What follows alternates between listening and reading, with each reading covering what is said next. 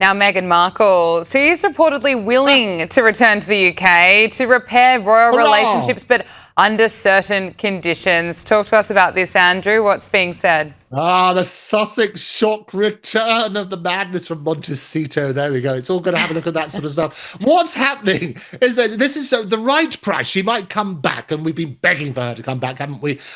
What it basically means is it mending ties with King Charles and resolving Prince Harry's security issues. And there was a bit of light shot on that, which I spoke to you about last week.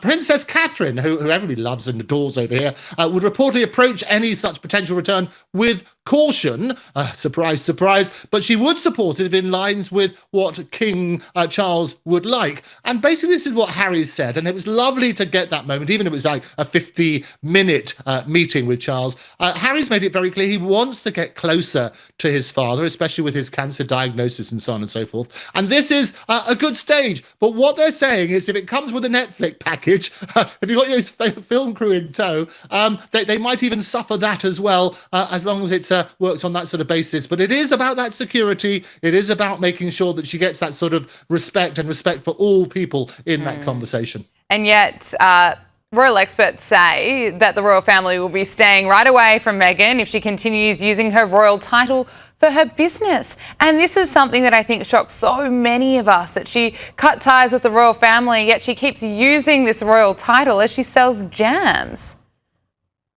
The spam jam, absolutely, scam jam, not even proper jam. It's the title taint, isn't it? Meghan's commercial clash. It keeps the can cold, is what they say. Keep that clan cold. And she's basically, this is what's happened. They're likely to keep the distance as long as she keeps using the Duchess of Sussex title for commercial ventures, like a Netflix glorious show, which I've watched every episode for you. We love Meghan.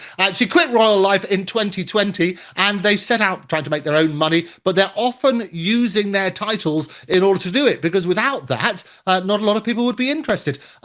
Other members of the royal family, they don't really like that. And even though she left royal duties in 2020, the very fact they're still keeping their titles and using them, they're entitled to keep them, but it's the use of them which happens, because the late Queen Elizabeth II, gave the titles to them on their 2018 wedding day. And whilst their titles could be removed in the same way as the former Prince Andrew, it's extremely unlikely that will happen.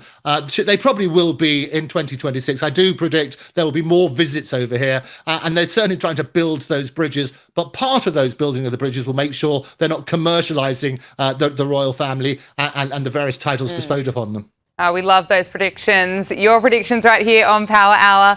Finally, Christmas time, the most wonderful time of the year. Talk to us about the traditions and where all the royal families spend Christmas. Of course, Europe's various royal families have begun rolling out these traditions. We're not too far away now, but despite many staying at their main royal residence, some royal families are going elsewhere. Where are they going? Well, I can tell you, it's a wonderful Royal Ritz's retreats revealed in revelry. Christmas Castle Confidential. This will be the special things. And when the royal families jingle, they jingle all the way. I can tell you that.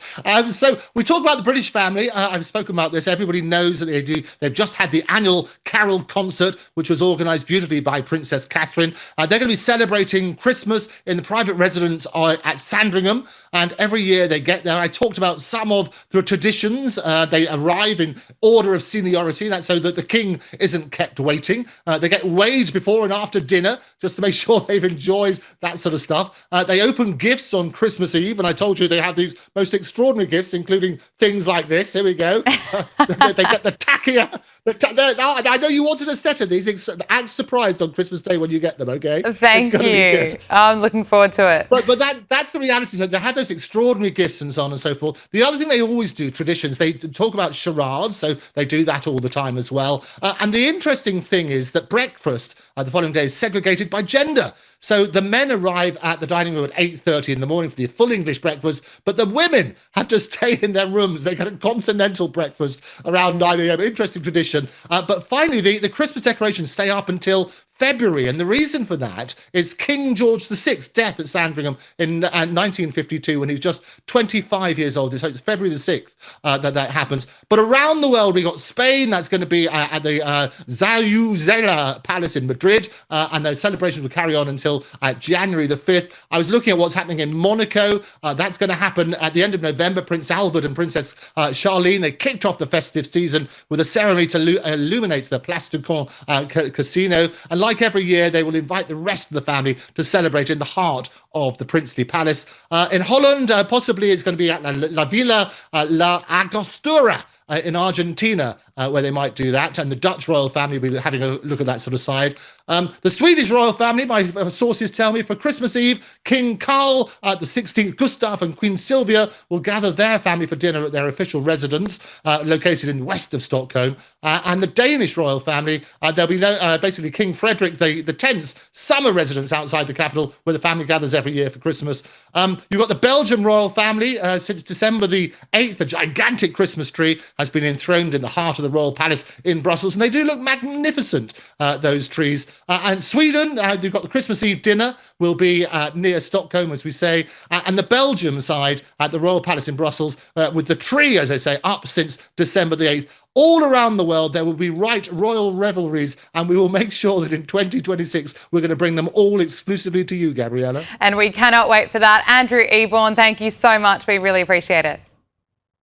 And a Merry Christmas to everybody watching. It's been an absolute delight joining you this year. Merry Christmas to you too.